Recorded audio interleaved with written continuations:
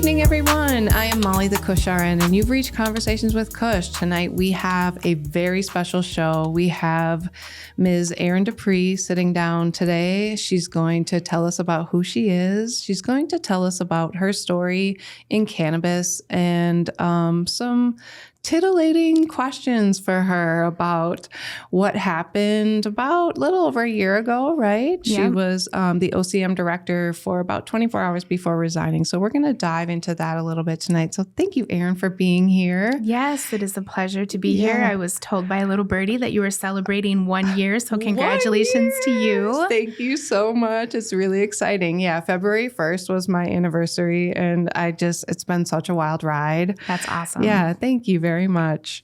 So let's just start off about like who you are as a person, right? Because we don't know each other that well, but we're studio mates. We are. Yeah, your podcast along with Roxy is taped in the same studio mine is. So yeah, this is really a great opportunity for us to sit down and just get to know each other a little bit. Agreed. Yeah. Shout out to Gabe. Yes, Gabe. At Green Screen. For sure. Very amazing. I am a Minnesotan through and through. I identify as an entrepreneur. I now get to tell the story that the one time I had a boss, they asked me to leave within 24 hours. So I've stuck in the entrepreneur realm.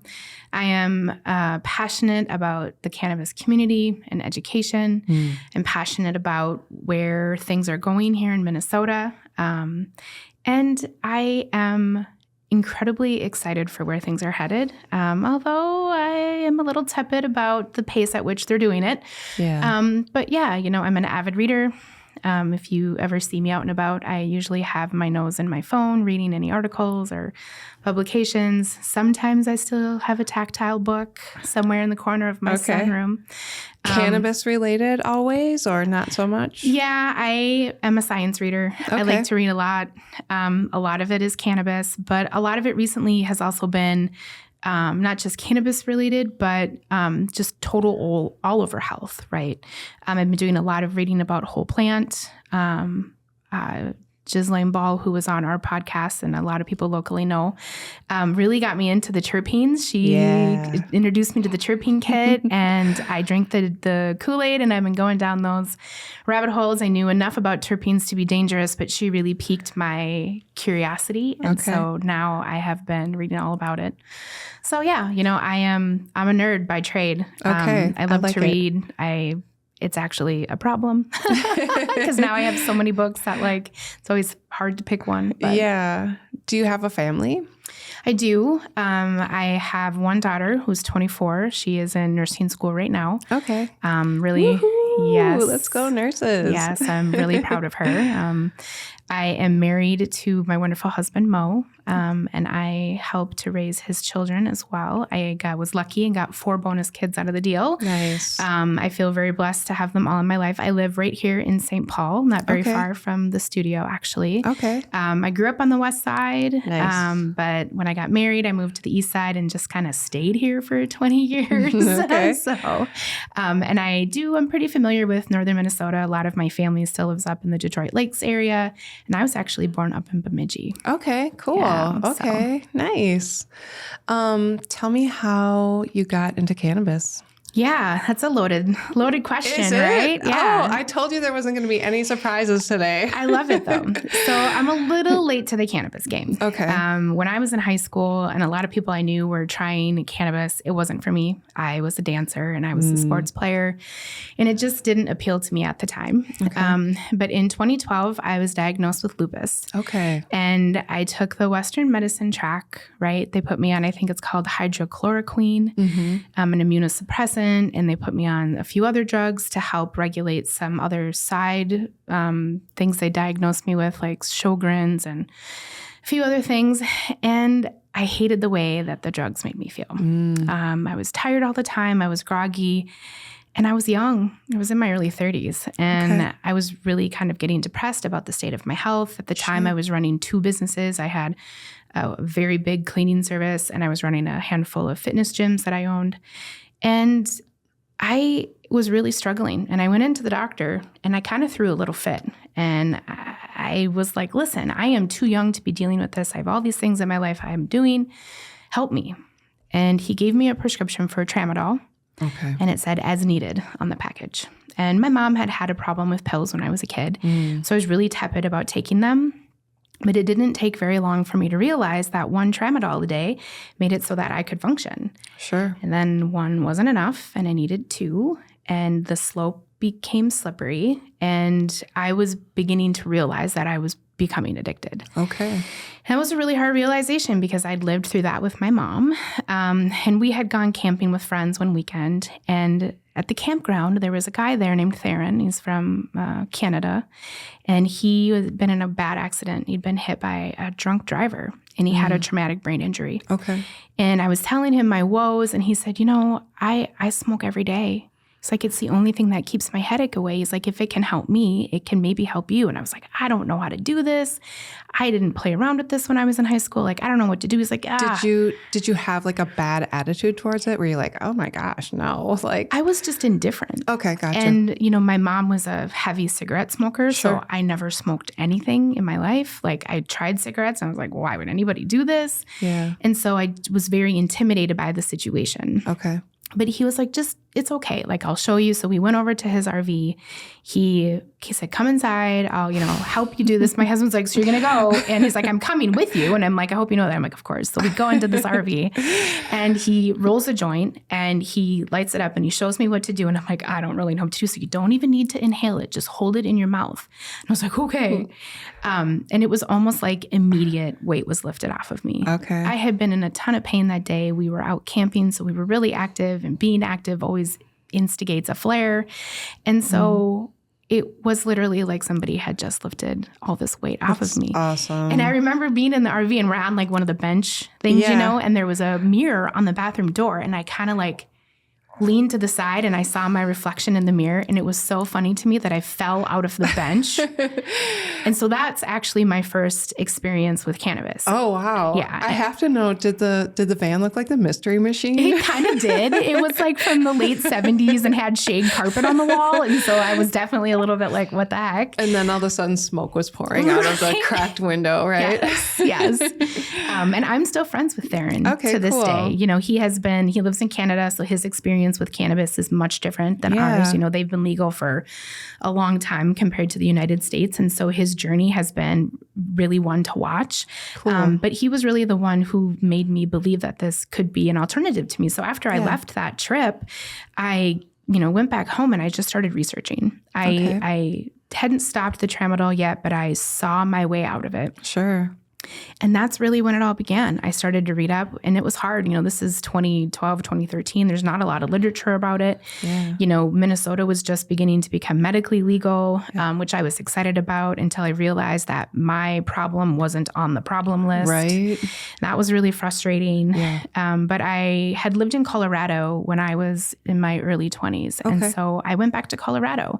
Okay. And that was where my medical journey started. I started to see a practitioner out there, and I went back to Colorado like every 6 weeks, and they were willing to see me and help me on my journey, and that's how it started. So go a little deeper for me. You started with smoking was your first experience. When you went back to Colorado and you started working with someone and you started exploring other options then, because I know that's not your typical way of consuming now. I've heard you talk about it many times about how you like to consume. So talk about that a little bit. So we really started with tinctures because we wanted to be able to make sure that the dosage I was taking were exact, because that's always the problem with smoking, right? Right. Like, you don't really know how much you're getting, and I kind of have a science brain, and I wanted to track all of this. Sure. And so we started with tinctures, and I really did tinctures for quite a long time. Okay. And then I migrated to edibles because I have kids, right? Yeah. I can't, even though I do really enjoy smoking, it's not a regular part of my routine because it just can't be. Yeah. So, after the tinctures, I migrated to edibles and transdermal patches. Okay. In the beginning, Mary Jane's transdermal patches were a godsend for me. Yeah. And so that was really how it all began. When I started going back to Colorado pretty regularly, and enjoying how I was beginning to feel. So right about 2014, I decided to quit tramadol altogether, and I quit cold turkey. and I thought I got a cold. It was later pointed out to me that no, that was withdrawal, crazy lady. So I wouldn't necessarily recommend that. Please see a professional before you make that decision. But I definitely made the transition from opioids to cannabis. Good for you. Yeah. Thank you so much for sharing such a personal story, too. I think it's hard for people to admit when they may have gotten close to the edge or even gone over the edge of getting into the addiction realm. And thank goodness for cannabis that we have that to treat symptoms and help us come out of that. So thank you again for sharing that really personal story. Yeah, I think it's a story that a lot of people share. Yeah, that can relate.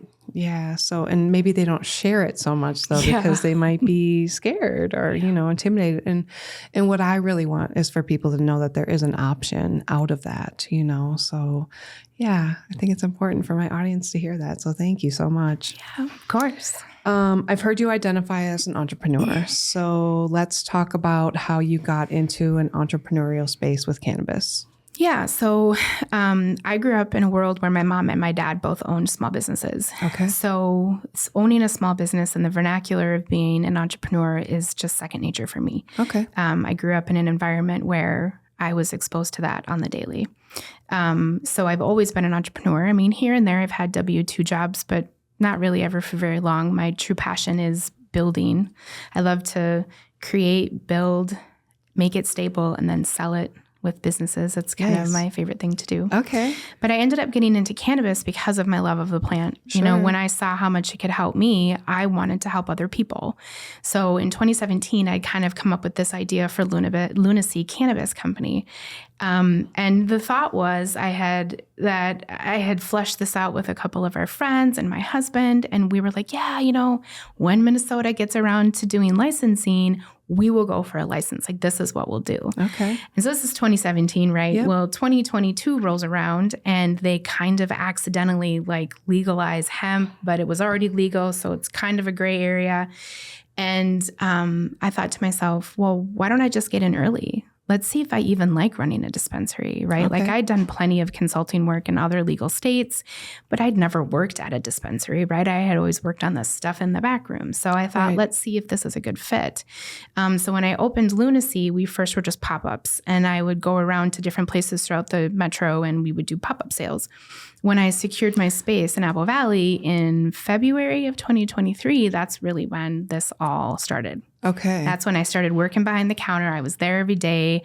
And I tell a lot of people it was the best job I ever had. I loved interacting with the public. I loved when people would come to me with complex situations and I would literally pull my laptop out and my books and I'm like, let's figure it out. Mm-hmm. And I really enjoyed helping people learn more about what cannabis can do for their lifestyle. And I liked having regulars. Yeah. Right? When the same people come in to grab their favorite drink every Friday for the weekend, you get to have relationships with these people. Yeah. And that was really a bright spot in everything that's gone on. Yeah. You become a trusted source, right? Yeah. And so they, by word of mouth or, that kind of good vibe spreads and resonates throughout the community. So that's awesome. Yeah. And is that what, having that business, Lunacy, is that what prompted you to apply for the OCM director? Yeah. So when they released that job description, 3 separate people who didn't know each other in the same day all reached out to me and said, Erin, you should apply. And I was like, I've never worked in a government agency. I don't know if this is right for me. And I had pushed back with some of those people and they said, yeah, but you're the queen of startups. And this is actually what this is a startup. Right. And so I read the job description and I thought, okay, maybe I am a good fit for this, right? By this point, I had been given notice that the city of Apple Valley had instituted a moratorium and I was going to have to close my dispensary by the end of July. Gotcha. And so I was kind of heartbroken about that, but also trying to think, what would the next step be? And so I thought, you know what? So what? I'll apply. What's the worst that they could do? Yeah. Say no, right? So I did. I never in a million years thought I would have made it as far as I did. I know that there's a lot of criticism to the OCM, but I really do think that they tried their hardest to get a good candidate in that first round. Talk about how the process went. Like, what did they make you do? I've heard Clem talk about it a few times, and he was like, oh my God, they talked to my kindergarten teachers. Like, it was real rigorous. Like, they interviewed everyone he knew. And so talk about that a little bit. I had a different experience with my background search than Clem did. And that actually kind of hurts my heart. They never met my husband. They did one in-home visit. I, to my knowledge, never did contact anybody in my family, even though one of my brothers is an ATF agent.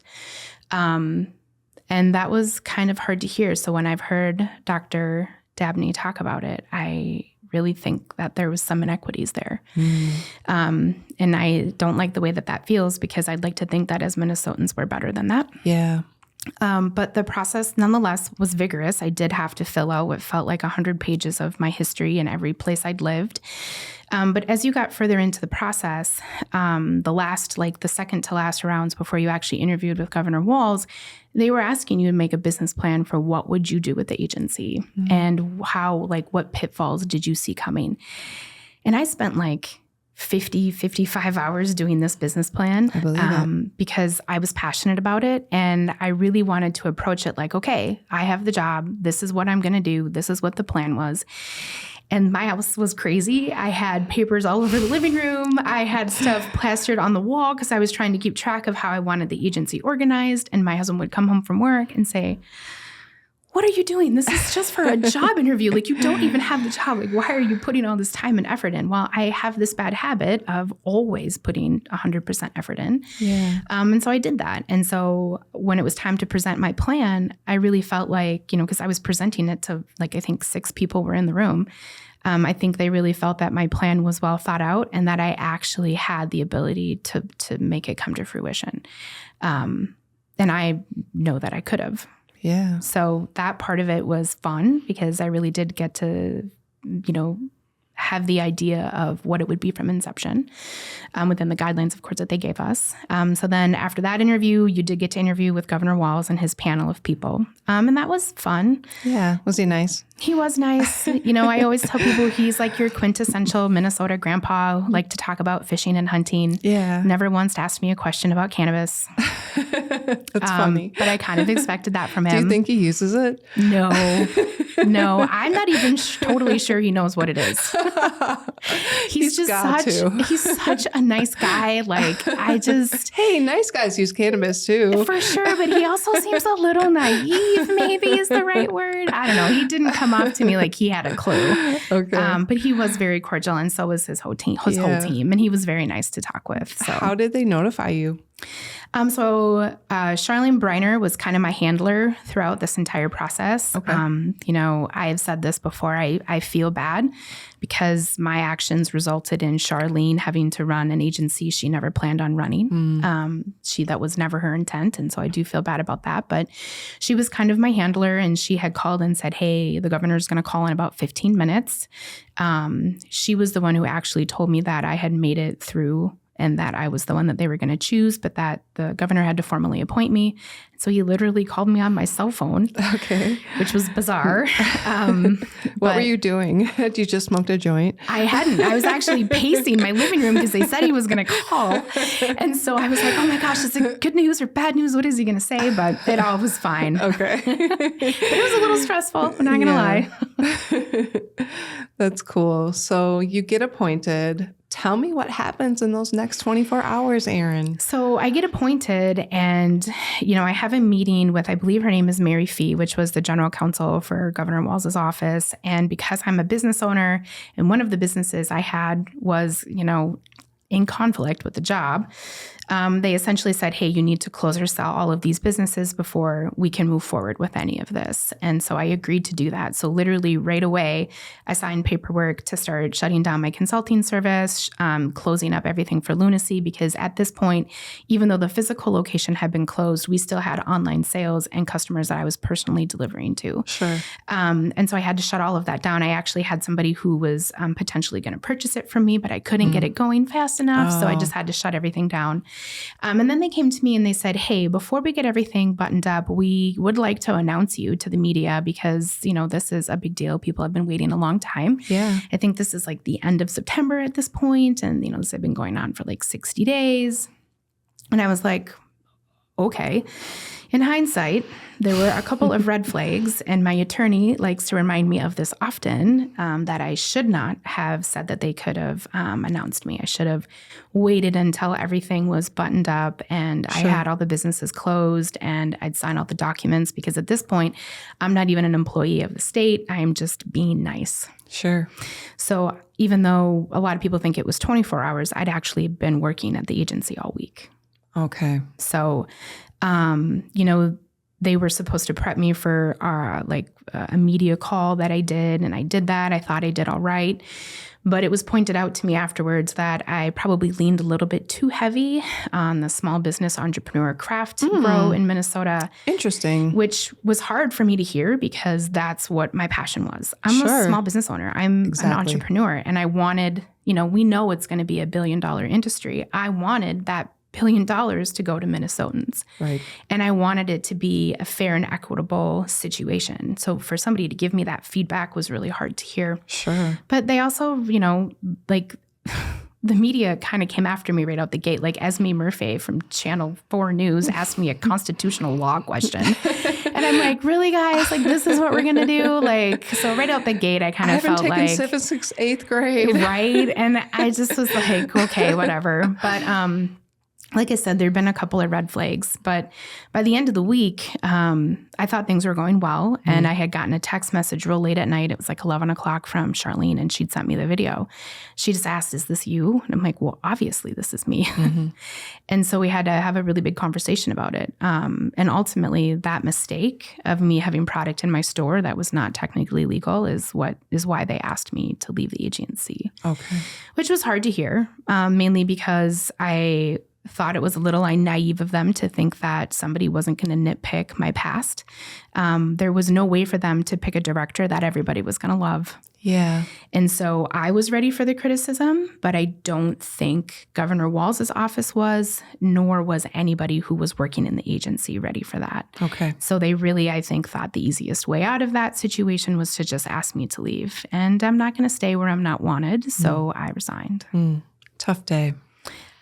Yeah, a tough day and a couple of tough days after that because I had closed all my businesses. Right. So I went from what I thought had been this great win to absolutely having nothing. Right. It was a really hard time for me and my family. Yeah. They just pulled it right under you, out from under you. Yeah. Well, the hard part is that it is my fault. I did sell that product, but I didn't know any better. Back when that had happened in February of 2023, there was no agency to call to say, hey, is this borderline? Right.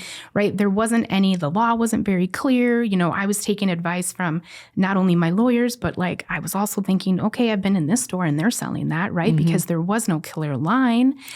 And I take full responsibility for that. But what I will say is that they tried to sell it like I had just done that shortly before I'd been appointed. And that just simply wasn't the case. That was something that had happened 9 months previous. We'd already removed that product from the store a long time ago. And so that was really hard to see how the media framed that because it just wasn't true. For those of us who were in the industry, we all know how crazy it was in the beginning days. It wasn't clear and there was nobody to ask. Right. But I take responsibility for it. It's sad that I wasn't given any grace over it because we know that sort of thing is still a problem in dispensaries today. Right. Yeah. And continued to be, I think, before they got rid of all of the Delta 8 products, the THC 10, all that stuff. THCP, THCO, all of them. I mean, you could go into a smoke shop fairly regularly and see those kinds of products all over the place, high dose stuff, so. Yep. Yeah, I'm sorry that was done to you. And thank you for telling your story and getting your side out because I don't think it was, I remember there being a clear gap in what just happened. That's how I felt. I was like, what just happened, And I don't think that there was ever your opportunity to come forward and be like, hey, yeah, this is what happened. Actually, this is my experience. So yeah. And the media had reached out and asked me questions, but the state had told me don't talk to them. What was frustrating to learn later on is that the state was actually telling the media to ask me questions.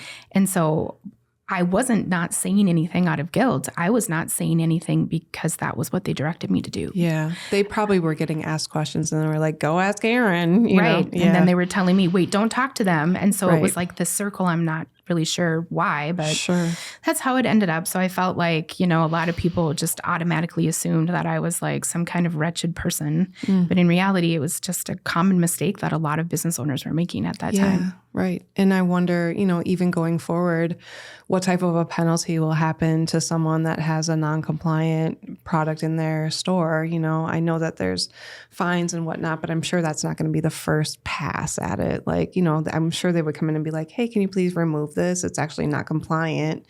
And then, they'll come back through or whatever and be like, oh, do you still have it? No, yes, So regulation is hard. And they keep saying that they're regulating to educate. And I just really hope that that's what they continue to do, because I don't think they realize how convoluted the market became because the laws were so gray for so long. I've heard some other examples of people feeling a little downtrodden by the agency thus far and how they've come into their store and just kind of wreaked havoc. So I don't know. We'll see what happens here. Yeah, it'll be interesting. Yeah. Oh, big deep breath, man. That was a lot. Yeah. So thank you. For sure. So let's get into the meat and potatoes of this. I've prepared some questions for you. So based on the experience that you have as an entrepreneur, what do you believe are the most significant challenges of the OCM is facing in forming the regulatory framework for the cannabis industry? It's going to be lawsuits. This was something that I talked about regularly when I was interviewing for the position, is that the way that the law was written, we already knew that was the case. The people who helped to write the law knew that there were going to be discrepancies and things that people were going to want to have lawsuits over. Right. I think one of the challenges they have right now is rulemaking, right? There was a hearing on the 11th for the Commerce Committee, I think it was, and there was a lot of chatter about how they had released preliminary rules and then asked for input from the public and then released them again, and they hadn't really changed. And so I think the challenge is really going to be for the OCM to really listen to what the industry is saying. I think that the OCM has struggled with that to this point. And so that's my hope. My hope is that with Eric Traubel, who seems to be a great guy. He's an attorney. Right? He is an attorney. He was the general counsel for the OCM. The week I was there, they were beginning to pick some of those really big spots at the OCM. And I was like, yeah, he's great. I read through the information they'd given me about him. So I actually think he's a really great pick to run the agency, especially because he's an attorney. I think he has the ability to really decipher what they can and can't do to avoid further litigation. But I think the biggest challenge is really going to be making sure that the market actually launches and that they don't get the pantsuit off of them. Yeah. Which prevents that from actually happening. Right. And there's already been some lawsuits, right? So there has, yeah. A lot of issues around the social equity pieces. And is that where you were thinking lawsuits might come up as well?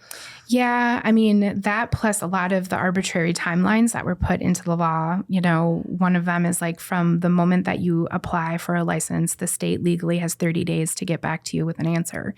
And I was like, that's crazy. We don't even have a framework or a structure for that. So like part of my plan was, how do we deal with thousands of applications coming in that need an answer in 30 days, right? And Eric Traubel at the meeting he was at, the committee meeting on the 11th, actually spoke to this and about how right now they're 90 employees. They're heavy on people who can actually go through applications and start working on that, and that won't be the workload that'll be needed in 4 and 5 years. Right.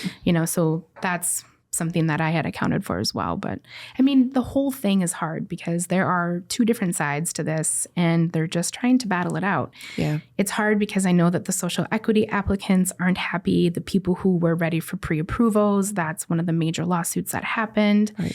The hard part there is that there has been some cronyism And there has been some corruption. And I got whiffs of it that week that I was there. And I think that people in the industry understand that and see that that's part of the game, unfortunately. Sure. What I'm happy about is that Eric seems to get it. Well, for them to even just say like, oh, you're leaning too heavy, towards the small businesses and, like right there. I mean, that hurts. Yeah, right. Exactly. Yeah. That is not, I don't think that was the sentiment of the legislation at all. No. So that's sad to me as well. Yeah. And one of the great things that has come about is our beautiful ability to grow here. Not a lot of markets have that. So that is like the best thing that has come about, I agree. think, from the bill. And, hopefully they'll get it right. I know that us collectively as cannabis nurses got together and went through all the rules and, pointed out what we liked, what we didn't like, what we'd like to see changed. And when we went to submit our comments, it just spun and spun and spun. So I don't know if there was like a cap on how to submit comments, but And I feel like in this day and age, we really shouldn't be having tech problems. I mean, come on, it's 2025. Yeah. Why can't we just make it work? And there was like 2,000, there was already been like 2,000 comments. So did they like cap it or, Right? That's a great question. I wonder if they did or not, right? And like, that's the thing is that like, they should have expected a heavy load. People have a lot to say about this. Yeah, they do. They have throughout the whole time. I mean, I remember going down and just lobbying for the bill when the legislation was going through. Like, there was a lot of people packing those rooms. Yeah. So, it's interesting for sure. All right. What are some of your observations about the OCM's level of preparedness? We already kind of talked about this, and the capability to implement a comprehensive cannabis program by this summer. So I am more hopeful now than I've ever been. Okay. Eric really seems to have a great grasp on what the goal is. And he also seems to have a unique understanding of what the risks are. Since he was general counsel before he decided to be interim director, he has well understanding of not only the market, who the players in the market are, who he needs to be tracking, or I don't know, tracking is the right word, but paying attention to. And I think he understands how he can possibly weed out some of the cronyism and corruption that's happening. But I think it's going to be hard for him to meet the deadline of this summer if he keeps getting sued. So if he can find a way to keep a cap on that, to keep people happy enough to the point where we can move things forward and change the law as we go, like a lot of other states do, I think we'll be okay. I think his leadership is really going to be powerful. It was great to hear that in the Commerce Committee meeting, Representative Stevenson gave a great bona fide thank you to Eric for taking the position, and that he thinks that this is the best leadership the OCM has had. And I agree. So I am very hopeful of where things are going, but that doesn't mean it's going to be easy. I want to say that the summer is definitely something they can still do, but these next couple of weeks are going to be very telling as to whether or not we're actually going to be able to hit that mark. Right. We have the lottery coming up, right? Yep. So there's a couple of big events. I think they close the application deadline in January for the social equity folks. And then again, the lottery will be coming up in March, I believe, correct? Yeah, it starts. I actually think that applications open again February 18th and they go through March 13th or 14th. Okay. Yeah, I wasn't an applicant, so I didn't pay too close of attention to that. But yeah, admittedly, I, for a long time, paid very little attention just for my own mental health. Yeah, I get it. It's really only been like the last couple of months here that I felt like I could actually read about it and listen to it again. Yeah. So I've just kind of gotten the tail end of what is going on recently, but I did watch the entire hearing that happened on the 11th, and I know they have another meeting tomorrow down at the Capitol. I won't be there for that, but I know Tanner Burris from Northern Lights, he'll be there, and I look forward to listening to his podcast afterwards. For sure. 'Cause I'm sure he'll report all about it. He will, and really in-depthly with some really great points of view too, some perspective. So yeah. So given some of the missteps that have occurred, what would you do different? What would you recommend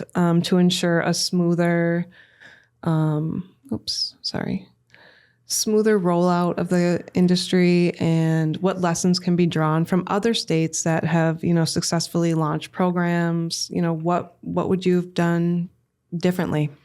It's hard to say what I would have done differently because my whole plan was way different than what the state decided to do. Sure. So it's hard to look back and go, shoulda, coulda, woulda, Yeah. right? But I do think that looking forward, if it's hard to say, well, other states did this, why didn't we do it that way? Minnesotan, we knew we were going to do this from the ground up. Yeah. And Minnesota was, the people who were pushing for legislation to legalize this really was pushing that they wanted our state to be an example. They wanted our law to be something that other states could follow. But at the end of the day, our law is actually pretty vague and leaves a lot left to be defined. And that's what makes this so hard. Yeah. If you look at other legal states, they go back and they edit that law and they make changes and they do all sorts of things. The problem is that Minnesota hasn't gotten to that yet. Right. And so I don't think we're going to see really big progress here until we can go back and make some edits to that law, finish up the rulemaking that needs to happen. But it's hard. I do believe that the state has, out-of-state contract consultants that are helping them make some of these decisions. And that's hard to hear because those consultants aren't aware of Minnesota's market. We're unique here. Right. The way that we decided to roll out legalization makes it so that it's hard to compare what we're doing to what other states are doing. Right. So it's hard when people ask that question because I'm like, you can't really compare it to any of the other legal states. But that doesn't mean that we still can't pull this one out, right? It doesn't mean that we still can't make this good. I just think it's going to take some careful weaving of all of the things that need to be completed by summer. Talk a little bit about your plan then. What was your plan? How would it have went differently for you in your mind? So, somebody in my professional world, I'm a startup gal, right? And so I would have approached it much more like a business startup and not a government agency startup. Okay. Because I think there were two very big different things there. Sure. I also believe that because I resigned, they got a false start. And I take responsibility for that. It's hard. But at the end of the day, it's on me. And I feel bad because Charlene Briner was doing a job she never really wanted to do. Right. And so I don't really think that the office has gotten a true director, even though he's the interim director, until Eric came. So that's really what I think is going to make the big difference. What I would have done would have been way different. I'm not going to bore people with all the finer details. My husband actually made me put in storage all of my stuff from the OCM so I would stop looking at it in my home office. Is it under lock and key? It is now. We don't talk about that. We don't bring out all the time and money and all the things that went into that plan. Oh, man. But I do think that Eric at the helm is a step in the right direction. And I think that under his leadership, really great things can happen. Okay. What specifically about his leadership do you like? So, I don't know him personally, but watching him testify really gave me confidence that not only has he taken the time to know the cannabis market here, he knows the law in and out. Okay. And he's not afraid to talk about it. He's also really passionate about making sure that it is equitable, making sure that people are going to get what they want out of the Minnesota market. And I also think that the craft market here is something he is paying attention to and something that he's passionate about. You never heard interim director Charlene Briner talk about it because she really wasn't her thing. Yeah. So it's really good to hear Eric talking about that. I recommend any of your listeners who haven't heard him speak to go look up on YouTube the meeting that was on February 11th at the Commerce Committee, because he actually says some things that really gave me a vote of confidence for him. Okay. And my trust curve for him and credibility went through the roof. Okay. And I really hope that happened for a lot of other people in the industry. Like I said, Representative Stevenson even gave him some accolades. So I think that's really good. Okay. That's been my observation of the lawmakers, is that they sometimes just don't understand cannabis and how it works, especially after reading through some of the rules that they have. It just is like, do you get it? I don't know. And I think some of that we're seeing is that out-of-state consulting firm. Yeah. I don't know. I hope that there's not any like special interest going on there too with those specific firms. But It's government. There's always special interests. I'm sorry. That's how it is. Yeah, it's tough. It's a tough pill to swallow. I worry about the medical program. I do too. Yeah. Tell me your concerns. My concerns is that it's going to get lost in the mess. Me too. It already kind of got lost in the mess. Mm-hmm. That was one of the parts of my plan. Like the law stated when the OCM had to assimilate the medical department. And I just felt like that rollout didn't go very well. Yeah. And so I felt like the people who were working in that government agency probably weren't given the proper respect of what they were doing, right?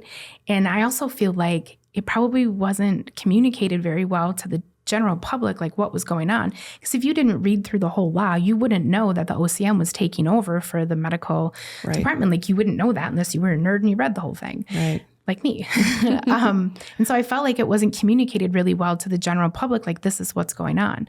And my fear is that without proper leadership there, the medical ways here in Minnesota are going to get, I mean, they've gotten better because they're cheaper, but that they're going to get lost in the mess. And we see this sometime in other legal states that have rec and medical, right? Like medical patients are very specific. So then the people that are going to see medical people at medical dispensaries, I think is going to get a little less because it's free to go to a rec. Right. You don't have to pay for a license. Right. And so I think that the medical world is going to see a bit of a downturn when rec comes, but I'm sure they know that. Yeah. Well, and I think that that's probably natural. A little bit of that is natural. But the fact remains that the medical folks, the people that are accessing it for medical reasons, still need that education, and that there may be a huge gap in education from the people that are working in rec dispensaries. And so for me, on my heart, it's always that, I want nurses to be doing that education, or, other licensed professionals to be doing that education. And I feel there's a lot of other gaps where, like access. So, or if you're a disabled person living in public housing, like how are you going to consume your medicine if you can't smoke in a public housing place? Like those are real issues that I think that I hope that they will listen to. Hopefully there was some comments, and I just don't know, where is this advisory council? Where are you? Where are you? Where are you? Where is the nurse from the advisory council? That's thinking about these things. That's thinking about veterans not having enough money to purchase their medicine, or disabled people not having enough money to purchase their medicine or getting access. And I don't know. Maybe I don't know enough about it. Maybe I haven't, I'm not close enough to it. I don't know anyone at the OCM. I can't pick up the phone and call someone directly. Me either. I just don't have those connections. But those are the things that I worry about. And I think that those are, because those are the most delicate of our population. Those are the most vulnerable, right? We need to be able to protect them. Yes. Because this is medicine. Yeah. At the end of the day, for a lot of people, this has been a life-changing medicine for them. For sure. And there is zero reason that the government or anyone else should take it away from them. Yeah, for sure. Tell me specifically, some of the rules that you've read through that you just have concerns about. Well, the first one that I think comes to mind for everybody is that they want to cap concentrates at 70%. Yeah. That kind of speaks to what you were saying. That do they even know what they're talking about? Exactly. It's called concentrate for a reason, because it's a concentrated product. Right. So that has me concerned, mainly because I don't know if that came from the right place. Director Traubel talked about this in the hearing I keep talking about, but he essentially was saying that, if somebody needs a high potency product like that, well, then they should be going through the medical world for that. And I think that only works if there are no stipulations for getting a medical license. But there are stipulations for getting a medical license. And for many years, I couldn't go to a medical dispensary, even though I am a lupus patient. Mm-hmm. So I think that's kind of an antiquated way of looking at it. Well, and last year's legislation opened that up a little bit so that now a provider can work with their specific patient to be like, yeah, that works for you. Great. Go for it. So. And that is really good to hear. Yeah. Because for a lot of us, at least for me, maybe I still have a bit of a chip on my shoulder about it, that I couldn't be a part of the program. But it is it is different to me that they're capping it. And it's also different and strange to me because we don't see any other state doing that. Right. And so it really makes me go, why now? Right. Why are we doing this now? Yeah. Some people are going to need those higher doses. Yeah. Cancer patients need that. Yeah. Yeah. They do. They do. So I think that's one of the rules that I look at and I go, whose bright idea was that? And explain to me why you think that's what our market needs. Another one of the questions. So before I came on the show today, I put out a socials post saying, hey, do you want to ask Erin a question? And my good friend Molly wanted to ask about capsules and why capsules are not going to be allowed within the program. I consume capsules. I love capsules. I think they're perfect. They're perfectly dosed for people. Yes. You know exactly what's in them. To me, why wouldn't you have that? That doesn't make sense. If I had Interim Director Eric's Travel's ear, I would ask him because I have the same thought process. Yeah. You know, when you were talking about a medicine, being able to dose it and being able to take it in the form of a capsule is basic. Exactly. Most of our other medicines come in that form. So why would we regulate it? Right. I really don't understand why. And why would you make it like candy? If you're trying to prevent, like kids consuming it or whatnot, why would you make it like a gummy bear? I know. It doesn't make sense to me. If it's medicine, it can be in a capsule or it can be in a suppository, so. And tinctures are super popular. A lot of people who use medically. That's one of my favorite ways. It is fast acting and it's quick dosing. That's one of my favorites. I have them on my home office desk right now. Right. Yeah, they are good. How do you think the OCM's current handling of the cannabis industry formation will impact stakeholders like patients? We already talked about that a little bit. Consumers, businesses, and what actions would you suggest to address their needs effectively? So this affects every Minnesotan, whether they want to admit it does or not. Because whether you admit it, someone is using cannabis and not telling you. Right. And so this affects everybody from the consumer all the way up to MSOs. And so I think that's what makes this so divisive is that it does affect all of us. Sure. And because Minnesotans, we're a fickle bunch. I've done business all over the United States and Canada, and I come back to Minnesota because we are some very unique individuals up here. Okay. You kind of have to be, I think, to live here. And so I feel like if we don't keep in the front of mind the Minnesotan quotient, that our culture is a little different, that the way that we approach legalization is a little different, and we don't stay nimble and flexible, this has the possibility of taking even longer.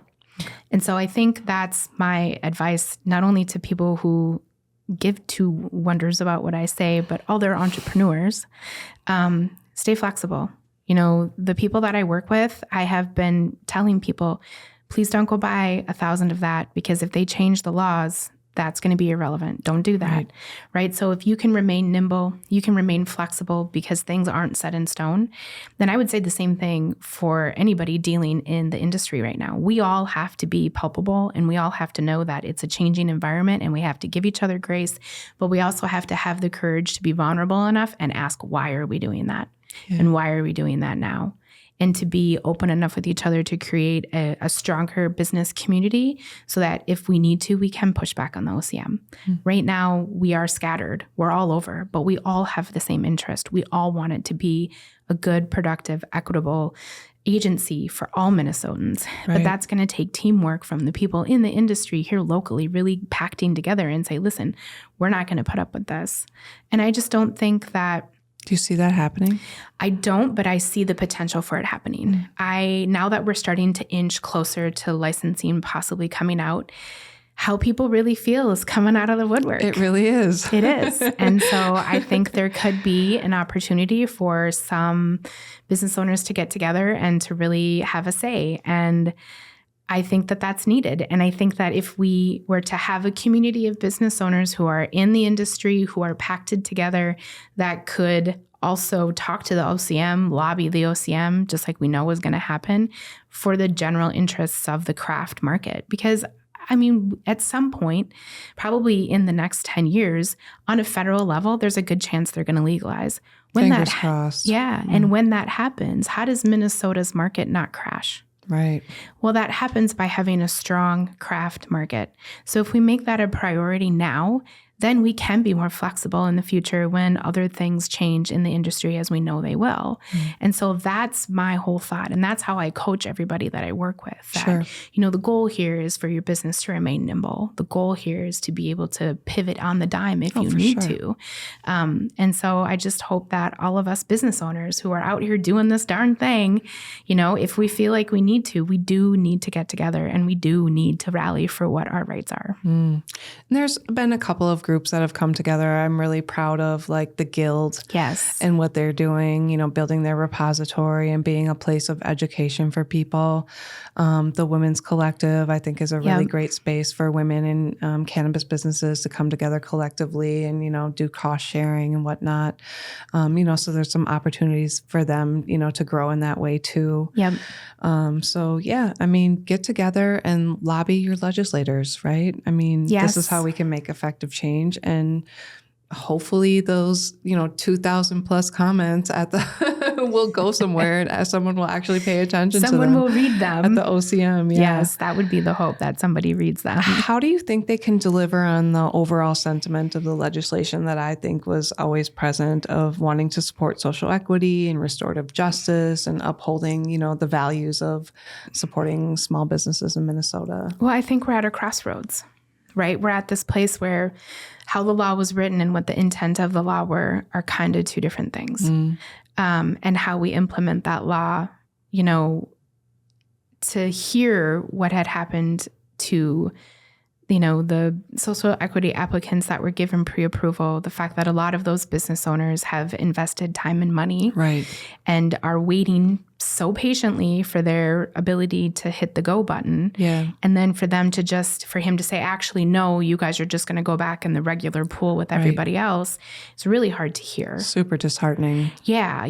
Because it was never supposed to take this long. And so I feel bad for a lot of these business owners who really thought that they could get in by being a stable business and having stuff ready to go. And then for that to be taken away from them. So I think that has hurt the overall sentiment of what we thought the law was going to be. But I also try to remember that I never know the whole story. So I'm sure that there's information that Eric has, that there's a reason that, everything happened on that level. I would strongly encourage you to go listen to his comments from the February 11th meeting. Jeff Brinkman actually talks about this pretty regularly on his socials. Seek him out on LinkedIn. He has some really good insight. He really does. And I think that we're beginning to see that some people might have taken advantage of the social equity pre-approval process. And really the only way to weed out the bad players was to abolish the whole program. And in all reality, that's going to be a hard thing for Minnesotans to swallow because at a core, I don't think that's who we are. I think there are some people who got into the let's get it legal game thinking that they could get an automatic license out of the deal. And in reality, the prize for all the work you put in for legalization was legalization. And so when people get greedy, bad decisions get made. And I think that Eric's doing his best to try to make the playing field even. But the hard part is that there's always going to be somebody that gets hurt in that. It felt like as the law was getting passed, like everyone was just like, let's get it done. Let's get it done. Even though there was like this sounding board, like Michael Ford coming forward and being like, hey, wait a second. This is going to really affect us and not in a good way. He was coming forward and saying things like that. And everyone was just like, sit down. We need to just get this done. We'll worry about it in rulemaking. Well, we see how well that's going now, right? Like it's hard to watch, to be quite honest. It truly is. And I think that that's the hardest part about our law is that there were a lot of people saying this is actually not what we should have written in here. But we were so concerned with just getting it passed because we had the votes at that moment in time that it almost didn't matter what was in the bill. We just needed to get it done and get it. We'll take it. I think the sentiment was we'll get it passed and we'll fix it later. Yep, exactly. That's exactly what it was. Yeah. So we have it. We have this. This is what we have in front of us, and this is what we have to work with. So I really hope that the OCM will listen to these public comments, that they'll really make well-informed decisions going forward that will benefit, social equity pieces. I feel like the restorative justice thing has come about. I feel like people are being able to get those charges expunged, and so that piece has been good. And the grants that they've already been awarded for the OCM, like those grants are going to be really impactful to a lot of neighborhoods. For sure. And I always try to tell people, like, those grants are not just cannabis related. They're for the community. Right. So, like, even if you are not thinking that cannabis is your thing, you should still probably, if you have a nonprofit that could benefit from that, you should go and get a grant, because part of the way that we're trying to give back to the communities that were hardest hit by the war on drugs is to reinvest in their community. It's a great point. Yeah. Yeah. Let's say that a little bit louder for the people in the back. Oh, great insights. Thank you so much. Yeah, you're welcome. What's next for you? I've still been trying to figure out what I'm going to do when I get my big girl job. Yeah. I'm writing a book right now. Okay. I work with my business partner, Roxy, on our podcast. Yeah. So more stuff to come, and I'm always open for projects. I love networking. And so if you see me out and about, I would love to hear about what you're up to and what you're doing. Yeah. What kind of organizations are you involved with? So I am a chapter success coach for Business Networking International, BNI, as a lot of people know it. I'm very passionate about professional networking. I do believe it is part of the reason that I've been so successful in business myself. And I really get enjoyment out of helping small business owners grow and watching the excitement they have when they finally start to get some traction. Yeah. And so BNI allows me to do that. I also work with a group called Encourage Her out of Burnsville. It is a group for women small business owners. She's actually doing a summit in April and giving away awards for local entrepreneurs. And so, yeah, that's kind of what I do for networking. I also recently got involved with a networking organization called the Better Black Business Project. Okay. It's run by LeBrent Speed, and it is really focusing in on people of color and entrepreneurship and how to make those two things work well. LeBrent is doing some really great work to bridge the divide between the people that have the ideas and the people that have the money. Awesome. And so that's a really big passion for me. Okay. And so his work, what a great mission. His work is close to my heart. I've actually met some really great people at the Better Black Business Project. I like to stay busy. I probably go to 4 or 5 networking events at least a week, and I try to make it to Canna Club twice a month if I can, up at Earl Giles. Yeah. Shout out to Robert Kaiser. Yes. And Pifton. Yes. Where can people find you? So the best place to connect with me is LinkedIn. Yeah. I admittedly am not as great on social media as I once was. I just don't care.